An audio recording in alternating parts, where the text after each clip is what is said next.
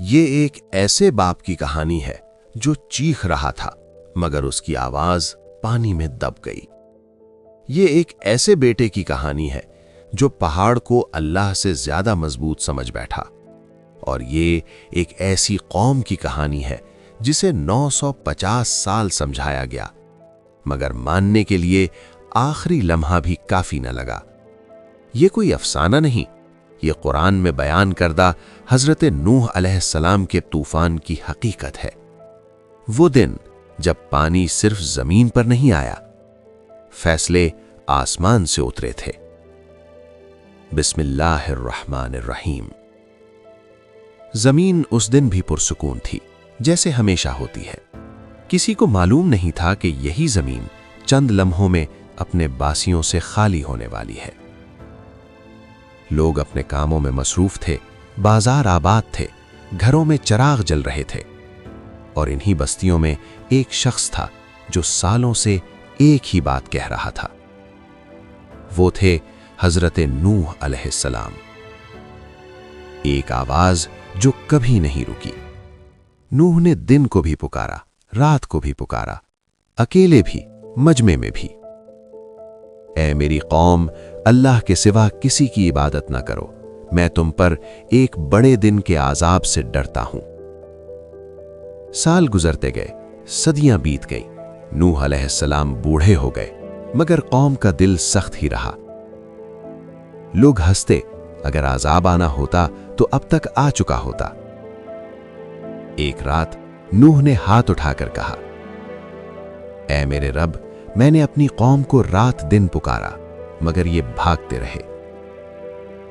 اسی رات اللہ کا فیصلہ آ گیا، اے نوح، اب تیری قوم میں وہی ایمان لائے گا جو آ چکا۔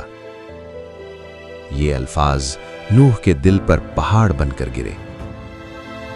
اگلی صبح نوح نے وہ کام شروع کیا جو لوگوں کو مذاق لگا، خشک زمین پر کشتی بنانا۔ لوگ رکتے، دیکھتے، ہنستے، یہ کیسی کشتی ہے جب پانی ہی نہیں؟ نوح خاموش رہے کیونکہ انہیں معلوم تھا کہ ہنسی کا وقت ختم ہونے والا ہے۔ وہ لمحہ جس کا انتظار تھا۔ پھر ایک دن ہوا رک گئی، پرندے خاموش ہو گئے، آسمان سیاہ ہونے لگا۔ اچانک ایک قطرہ گرا، پھر دوسرا، اور پھر آسمان کھل گیا۔ یہ بارش نہیں تھی، یہ فیصلہ تھا۔ زمین بھی پھٹنے لگی، ہر طرف سے پانی نکل آیا۔ نوح کی آواز گونجی، سوار ہو جاؤ اللہ کے نام سے۔ کشتی روانہ ہونے ہی والی تھی کہ نوح کی نظر اپنے بیٹے پر پڑی۔ وہ دور کھڑا تھا۔ نوح چیخے، اے میرے بیٹے، ہمارے ساتھ سوار ہو جا۔ بیٹا بولا، میں پہاڑ پر چڑھ جاؤں گا، وہ مجھے بچا لے گا۔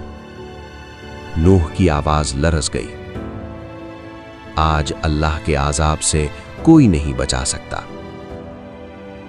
اور پھر ایک بلند موج اٹھی، باپ اور بیٹے کے درمیان دیوار بن گئی، اور بیٹا پانی میں گم ہو گیا۔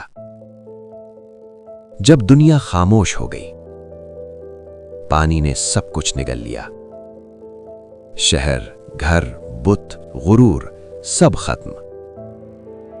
کشتی لہروں میں ڈولتی رہی۔ دنوں بعد آسمان رکا، زمین نے پانی نگلا، کشتی جودی پہاڑ پر آ ٹھہری۔